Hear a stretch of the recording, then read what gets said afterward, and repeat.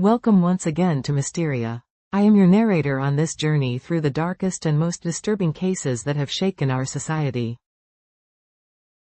Tonight, we step into the abyss of premeditation and absolute cruelty. We are talking about the Breton Case. This is not just another crime from Córdoba, in Andalusia, southern Spain. No, this is a paradigmatic case where domestic revenge was executed with military coldness, where truth was intentionally incinerated, and where a father decided to become the worst monster imaginable. We are talking about the disappearance of Ruth, 6 years old, and José, 2. Two innocent children, 2 lives full of light. And we are talking about how the pain of separation drove their father, José Bretón, to plan total destruction. An act of evil that tested forensic science, institutions, and the moral conscience of an entire nation. Prepare yourself, because tonight, we will descend into one of the darkest corners of the human soul.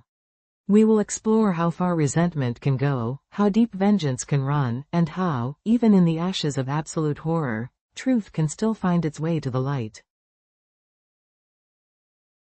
This is the Breton Case. Chapter 1. The protagonists of a foretold tragedy. Córdoba, 2011. To understand what happened, we must first know the protagonists of this tragedy. José Bretón Gómez, 42 years old. A former soldier, a non-commissioned officer in the Spanish army for years. Neighbors described him as reserved, meticulous to the point of obsession, controlling. His military training gave him discipline and technical knowledge about weapons, explosives, and precise operational planning. But behind that disciplined facade hid something darker.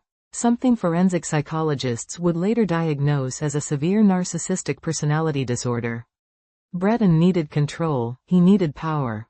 And when that power was threatened, something inside him broke.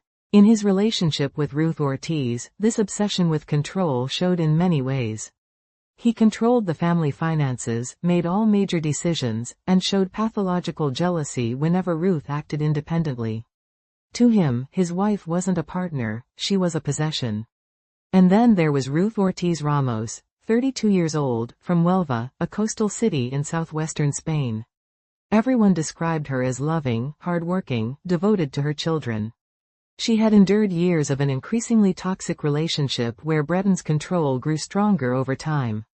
But one day, Ruth said enough. And that single word would unleash the worst nightmare imaginable. Her decision to separate wasn't sudden. She had met with lawyers, built a support network in Huelva, and told Bretón repeatedly that the marriage was over.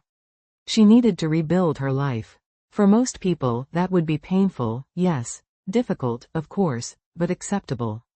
The end of a marriage is part of life. But for José Bretón, it wasn't the end of a marriage, it was betrayal, rebellion that had to be punished. Ruth represented everything he couldn't tolerate: independence, willpower, the ability to say no.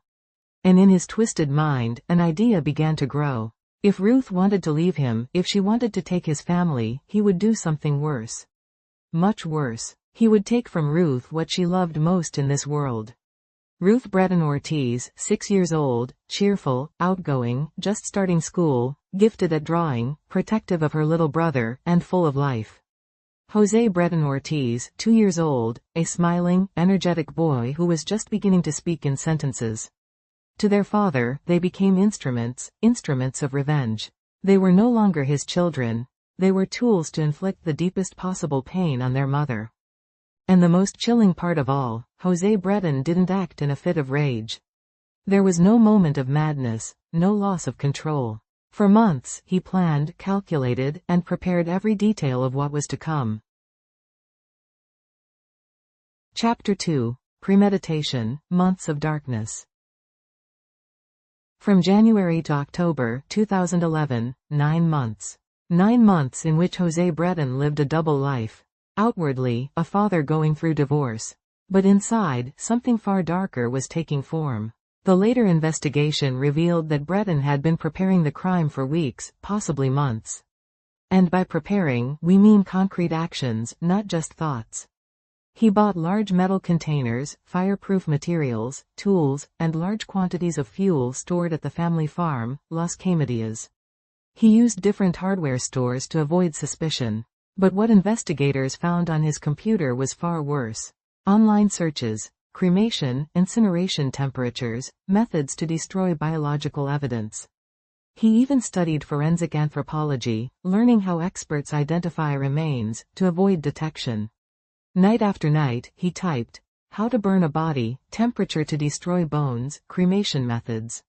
While his children slept in the next room. Witnesses saw him at Las Caimedias, alone, measuring distances, preparing the spot where the pyre would later be found.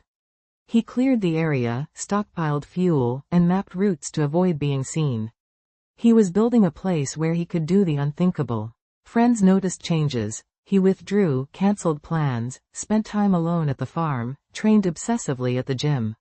One friend said, he was training like he was preparing for war. And maybe, in his mind, he was, a war against Ruth Ortiz, where his own children would be the weapons.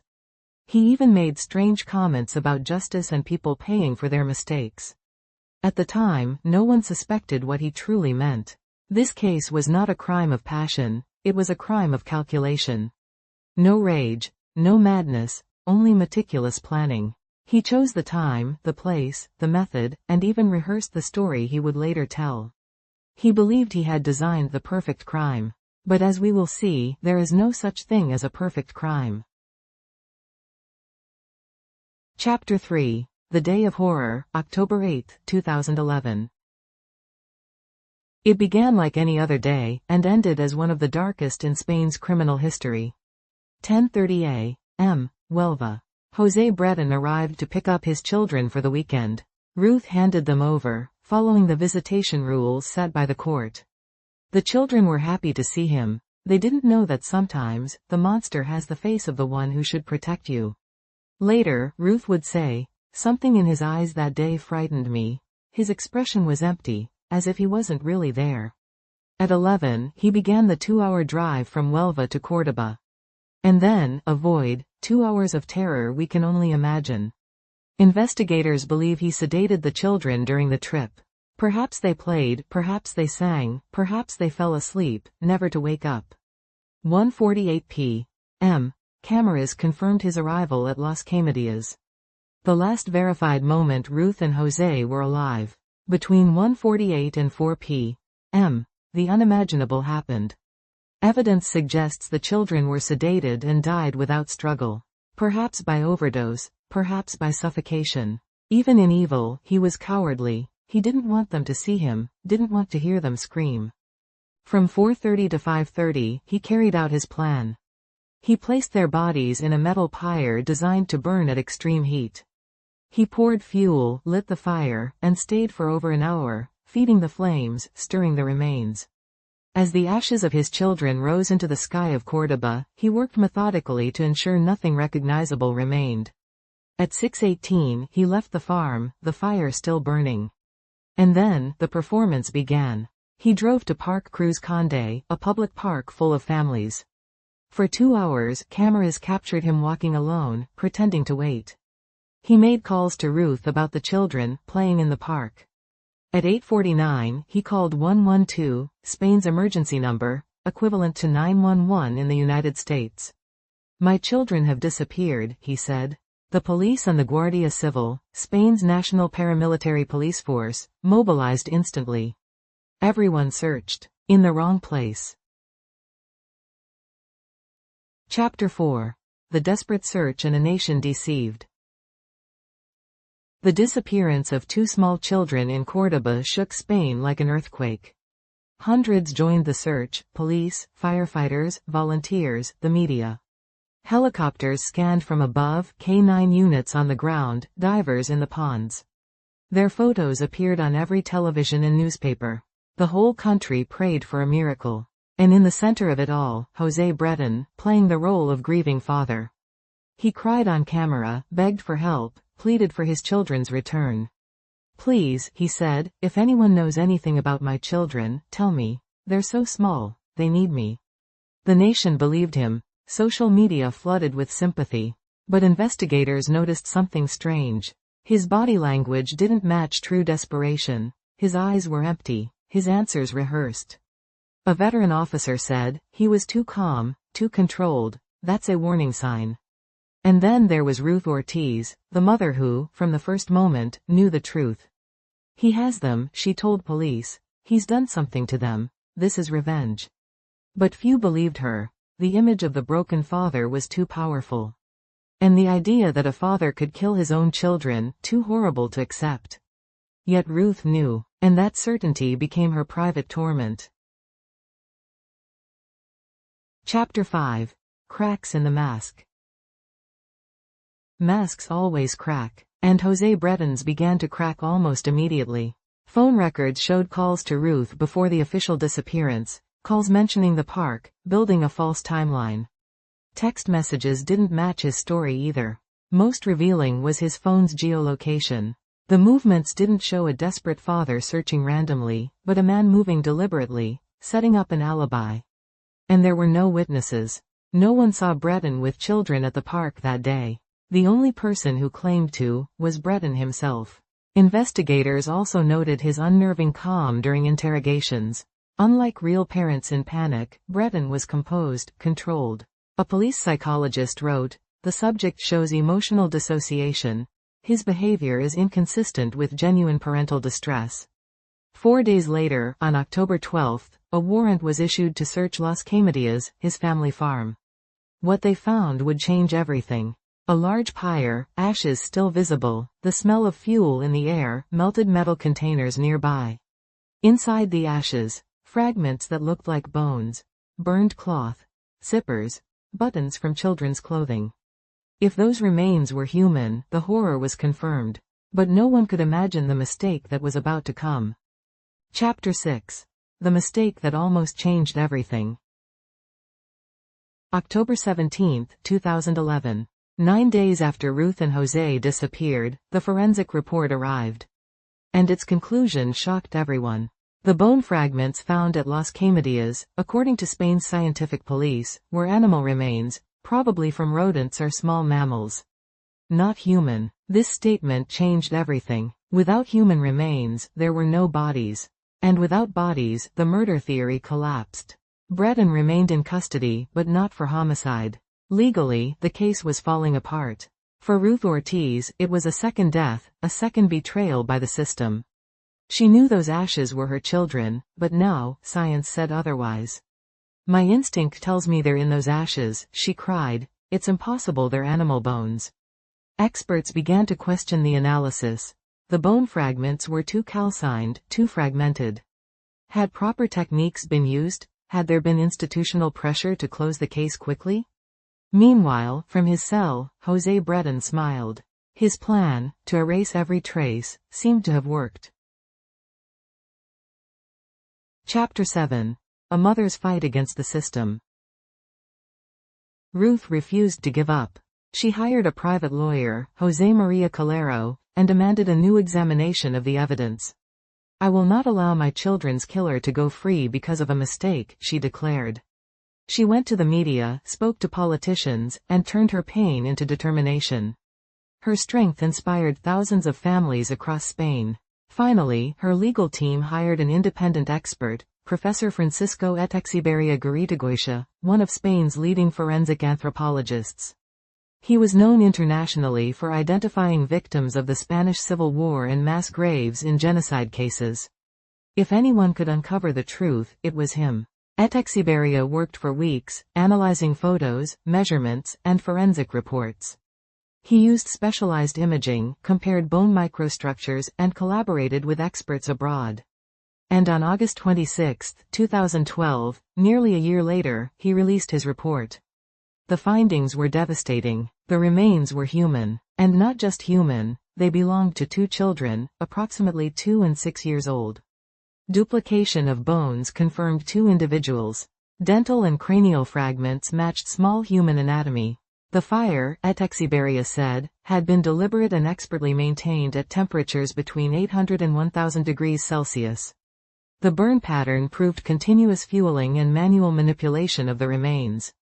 His report overturned the case.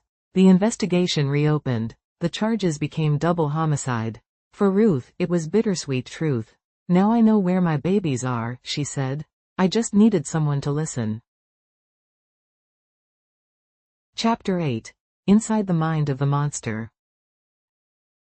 Psychologists examined José Breton. He wasn't insane, he wasn't hallucinating, he was something worse, a pathological narcissist. He needed control and admiration. Losing Ruth wasn't just rejection, it was annihilation. Her leaving him shattered his ego. To regain power, he sought ultimate revenge, taking from her what she loved most. In his mind, Ruth and José weren't people, they were extensions of himself. Destroying them was an act of control, of ownership. Psychologists called it revenge filicide, or the Medea syndrome, when a parent kills children to punish the other parent. He was capable of simulating emotion but incapable of feeling it. He derived pleasure from deceiving others, even as Ruth suffered publicly. He never confessed, not because of strategy, but pride. In his delusion, he was still the victim. Chapter 9. The Trial, Justice Confronts Evil. July 2013. The Provincial Court of Córdoba prepared for one of the most followed trials in Spanish history. The prosecution charged Bretón with 2 counts of aggravated murder and requested 40 years in prison, the maximum sentence allowed. His defense clung to denial, arguing that without complete bodies, death couldn't be proven. But then, Professor Echexiberria took the stand. For hours, he explained his analysis, displayed bone images, and dismantled the defense point by point. The courtroom fell silent as he proved, beyond doubt, the remains were human and belonged to 2 small children. Then came Ruth Ortiz. Her testimony was raw and heartbreaking. "He once told me," she said, "if you leave me, you'll regret it for the rest of your life. I never imagined he meant this." Digital experts presented call records and GPS data showing Bretón had never been at the park. Witnesses saw him preparing the bonfire days earlier. Throughout it all, he remained cold, expressionless, detached, even when photos of the remains were shown. In his final statement, he said, "I did not kill my children. I hope one day they appear to prove my innocence." July 10, 2013. The verdict was delivered. José Breton Gómez, guilty of 2 counts of murder with premeditation and aggravated by kinship. He was sentenced to 40 years in prison, the maximum allowed by Spanish law. He showed no emotion as the words were read. Chapter 10. Consequences and Legacy. The Breton case shook Spain to its core. The initial forensic error led to sweeping reforms. Peer review became mandatory for all major forensic analyses. At least 2 independent experts must confirm every identification. Specialized training in forensic anthropology became standard. But the impact reached beyond science. It opened national debate on how courts handle child protection in high-conflict separations. Many experts called the case an extension of domestic violence, the ultimate form of punishment against the mother. Spain began to recognize revenge filicide as a preventable form of gender-based violence. Protocols for risk evaluation were strengthened. And at the heart of it all stood Ruth Ortiz, a symbol of resilience. She turned grief into advocacy, speaking for victims who had no voice. "Every morning I wake up," she said, "and for a second, I forget. Then I remember. And I keep going, because my children deserve to be remembered for their light." Epilogue. Reflections from the Abyss. The Breton case forces us to face questions about evil, about choice, about the human condition. Was he born a monster, or did he become one? Perhaps both. But on October 8, 2011, every step he took was a choice. When he sedated his children, he chose. When he lit the fire, he chose. When he lied, he chose. Evil, ultimately, is a matter of choice. And he chose absolute evil. The case reminds us of Hannah Arendt's idea, the banality of evil. Sometimes, the monster looks ordinary. Sometimes, he looks like a father at the park. Science can fail. Institutions can err. But truth, persistence, and courage endure. Ruth Ortiz, Professor Echexiberria, and countless others proved that compassion and determination can bring justice, even from ashes. In the most literal sense, justice was found in the ashes. This was the Breton case. Thank you for listening. If you liked this video, subscribe to the channel, activate the little bell, and give it a like. This way, you will help more people discover the story behind every mystery. And with that, we close the file on the Breton case. In our next episode of Mysteria, we travel to the United States to examine an act of betrayal and deception beyond comprehension. The Chris Watts case. We'll uncover how a seemingly perfect husband and father appeared on television pleading for the return of his missing family, while his alibi was already collapsing. We'll analyze the media manipulation, the motive behind his so-called new life, and how the cracks in his cold, rehearsed story revealed a monstrous truth. Don't miss Mysteria, the Watts case, the mask of pain and the perfect deception. Coming next episode.